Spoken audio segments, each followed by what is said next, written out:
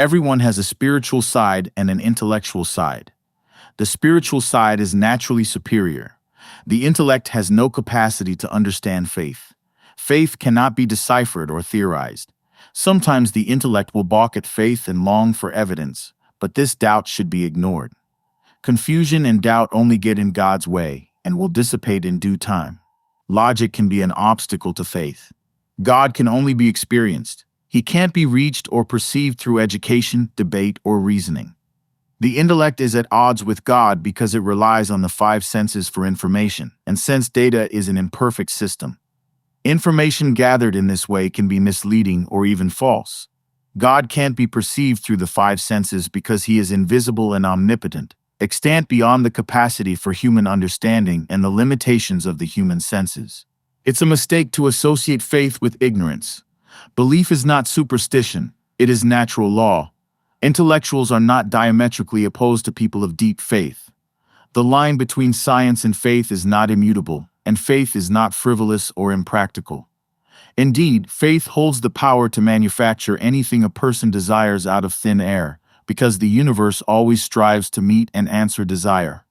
God wants everyone to get what they want, but he must first hear what people want in order to answer their needs. God is always present, regardless of whether or not a person wants him to be. But for a person to be able to perceive God, God must first be acknowledged. That is the seeming paradox of faith, but paradox only exists for the intellect. Without the interference of logical reasoning, faith simply accepts what God is. Suffering is a false emotion because it's tied to a false belief. The false belief is putting too much trust in the material world, which is ultimately a distraction and a lie. The biblical story about the Israelites' escape from Egypt from the book of Exodus is a metaphor for how people are slaves to their material existence.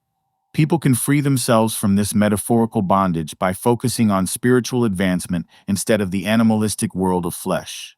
The truth can only be experienced through God, and God is pure love. As the true children of God, humans should bask in that love and feel free. Human consciousness is a work in progress, which develops as each individual comes to know God. This is a process that unfolds over time.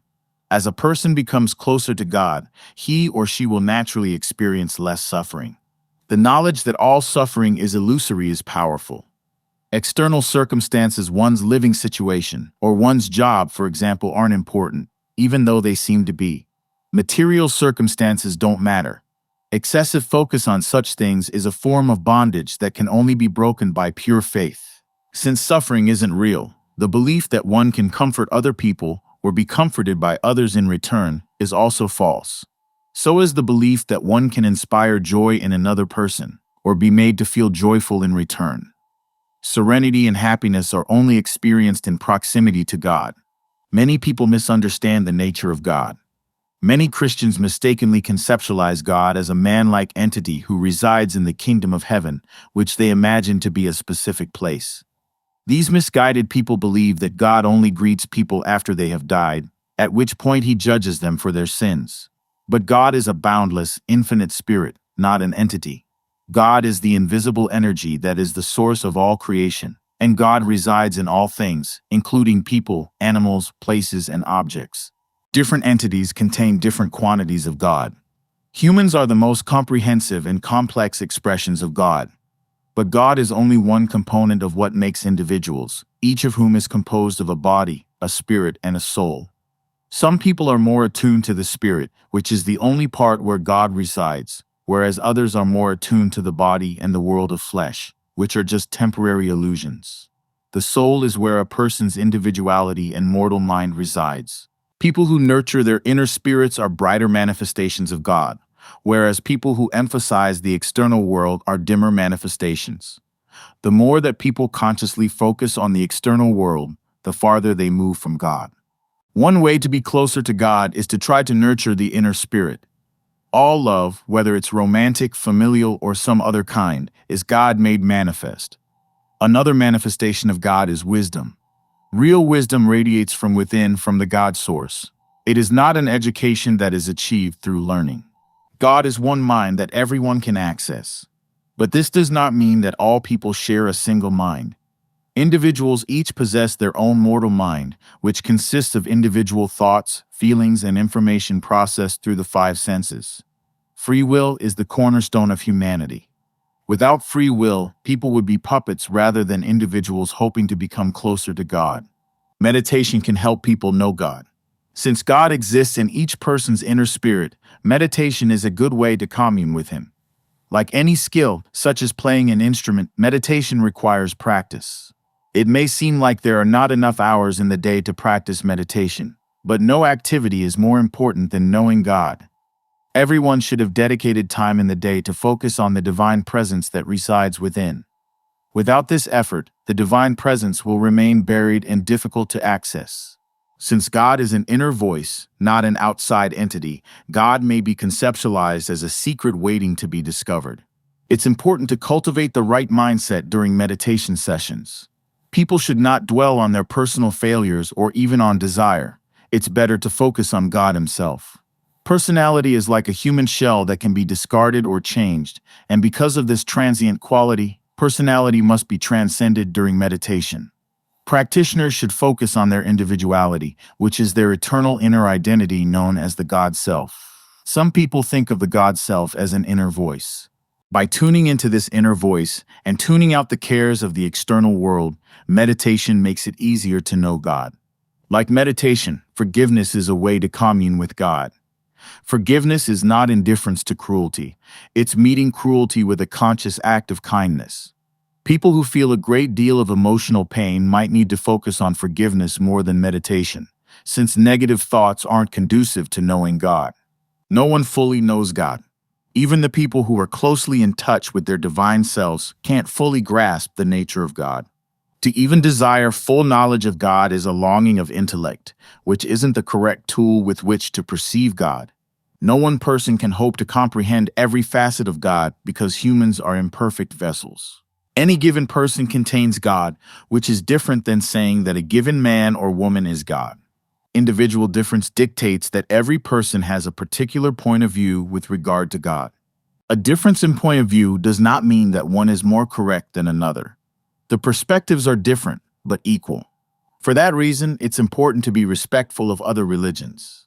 One should never actively try to convert people from one religion to another. To say that God can only manifest in one form is inaccurate, since God is in everyone and everything. God is always the same God. It's far more sensible to focus on this shared relationship to God than to overemphasize differences in formal approach that are only superficial. Denial is a foundational element of Christianity, as it is with all other religions.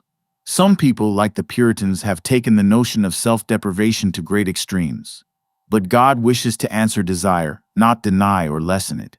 People should not live ascetically, denying themselves comfort and pleasure. Such behavior does not speak to God's nature, which is positive, not negative. God is abundance, not deprivation. Each person can be understood as possessing a human self and a divine self. The human self is the one that finds pleasure or misery in its material situation. For example, the human self is interested in food and money. The divine self, where God lives, is entirely separate from physical desire and the external world. Even a person who is in close touch with his or her divine self cannot shed all the desires of the human self. And in any case, cravings are naturally good because God is the source of all desire. God strives to give, not take away. There is only one good use of denial, and that is to counteract negativity, including negative events, facts, and thoughts. When life is imperfect and a person faces some sort of emotional or material difficulty, an adjustment in thinking becomes necessary. Faced with terrible conditions such as those resulting from poverty, the best course of action is to simply deny its existence. Since thoughts can impact material circumstances, denying an illness has the power to cure it. A person who embraces fear might experience an accelerated heartbeat. Denying fear has the power to lower the heartbeat to a normal pace. People who feel annoyed, angry, ill, or hurt should deny the feeling in order to reverse it or erase it. The denial will cause the feeling to vanish, or at least decrease. A proper denial should be firm, not beseeching, calm and not desperate, assured and not nervous. God holds all the power in the universe. Anything unpleasant is, by definition, not God, and therefore holds no power. It's a normal human urge to desire proximity to God, but God answers that call on His own timetable. It's smart to trust that His timetable is inherently good and wise, but when it's unknown, that timetable can feel like an urgent mystery. Hastening the moment when one individual comes to meld his or her consciousness with God is pointless and sometimes even detrimental to the effort. Waiting can serve a meaningful purpose in spiritual development. Enlightenment can't be granted, it can only be experienced. For most people, that experience is a process, not a single moment in time. In such cases, time is not an obstacle to the end goal. Instead, the passage of time is a necessary condition. Anxiety and stress aren't mental states that are in harmony with God, so it's better to await God's plans with a spirit of trust and relaxation. While God can't be summoned at will, it's wise to cultivate a sense of readiness to encounter Him. Readiness is different than eagerness, which is presumptuous. One way to prepare the spirit for knowing God is prayer. Prayer can focus the mind, release the worries of the day, and inspire a meditative state. Prayer should be confident rather than searching. God will always reveal Himself if He is asked. It is just a matter of when He will do so. A willingness to wait patiently and calmly for that revelation is a demonstration of strong faith. Expressing gratitude is another way to cultivate a readiness to know God. Offering thanks to God can help dispel any lingering doubt and thus strengthen faith. Trust creates an environment in which anything becomes possible. Failure should not be feared. People are unnecessarily afraid of failure. In fact, failure is often what attracts people to find refuge in God in the first place.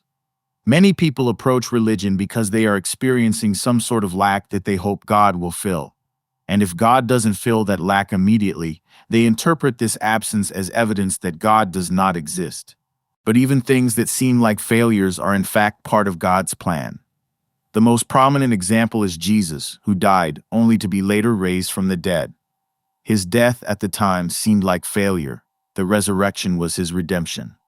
Most people didn't anticipate that Jesus on the cross would have a second chance at life.